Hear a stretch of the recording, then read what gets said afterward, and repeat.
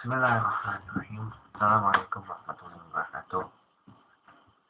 Pemirsa yang beriman, renungan subuh kali ini saya awali dengan satu cerita dari teman saya. Satu hari saya punya teman. Teman saya ini susah banget orangnya dikasih tahu. Sudah salah, dikasih tahu kan mestinya. Tapi dia nggak mau. Susah dikasih tahu. Mungkin sama kayak saya sebenarnya. Saya juga orangnya sebenarnya bangor, susah dikasih tahu. Tapi teman saya ini lebih bangor dari saya. Ya, sudah dikasih tahu berulang-ulang, hei kamu jangan, dikasih tahu berulang-ulang jangan suka bully orang. Tapi dia berdalih, itu kan cuma bercandaan doang. Itu kan cuma bercandaan doang gitu. Terus teman saya yang lainnya bilang, hei kamu minta maaf. Ya, saya minta maaf. Besoknya dia begitu lagi. Besoknya dia bully lagi. Besoknya dia ulang lagi kesalahan yang sama. Sampai pada akhirnya teman saya yang jenuh dengan perilaku teman saya yang suka bully orang ini menyerah untuk ngasih tahu. Bilang ke saya, ini orang mesti diapain ya? Kok dikasih tahu jangan bully orang, kayaknya susah banget. Ya, saya susah banget.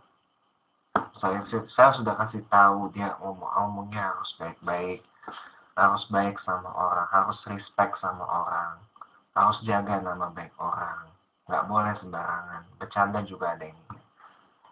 Saya bilang ke teman saya itu, biar Allah yang memberikan hidayah pada teman kita itu. Alkisah satu hari pemirsa, teman saya yang bangor ini, yang istilahnya udah berandal, istilahnya itu. Yang udah berandalan. Ya, yang udah berandal itu melakukan hal yang biasa dia lakukan. Bully orang, kayaknya di dunia nyata, tapi juga di media sosial. Suatu ketika teman saya ini didatangi oleh seorang teman saya yang lain, yang lebih tua dari teman saya. Diajak ngobrol kan pada awalnya.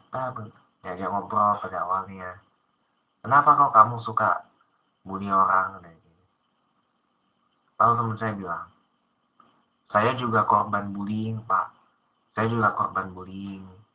Korban yang suka dihina-hina sama orang. Bapak ibu saya bully saya. Teman-teman saya bully saya. Keluarga banyak yang bully saya. Akhirnya saya jadi bingung. Pada akhirnya saya jadi membalaskan dendam saya dengan cara seperti itu kepada orang yang tidak bersalah. Lalu teman saya yang lain bicara dengan teman saya yang suka bully ini dari hati ke hati. Dan pada akhirnya apa? Teman saya yang ini berhenti melakukan bullying. Dan dia bisa menerima bahwa ternyata bullying itu adalah perbuatan yang tidak baik. Lalu dia sampaikan kepada orang tuanya. Dan ternyata setelah kejadian tersebut, orang tua dari teman saya yang suka bully dulunya ini langsung meminta maaf ke teman saya. Teman-temannya juga meminta maaf.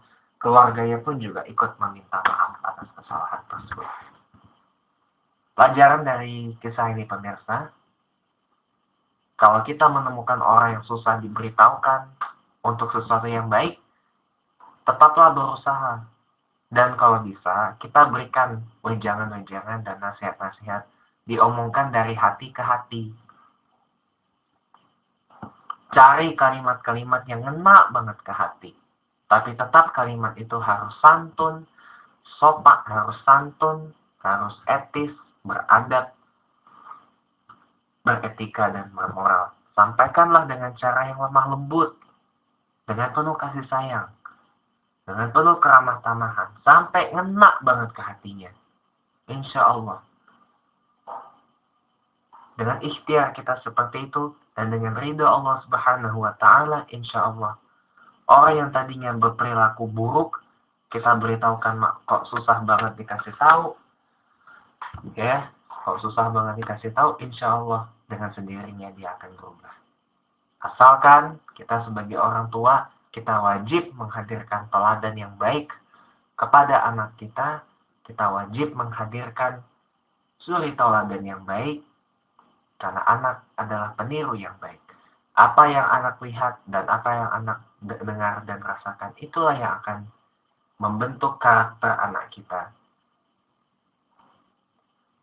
Itulah yang akan membentuk anak kita. Jadi kita sebagai orang tua hendaklah menanamkan kebaikan, hendaklah mencontohkan kebaikan kepada anak kita, agar anak kita bisa menjadi anak yang baik, yang berbakti pada orang tua, yang soleh dan solihah, dan menjadi anak yang memberikan keuntungan lebih kepada kita sebagai orang tua di dunia dan juga di akhirat. Assalamualaikum warahmatullahi wabarakatuh.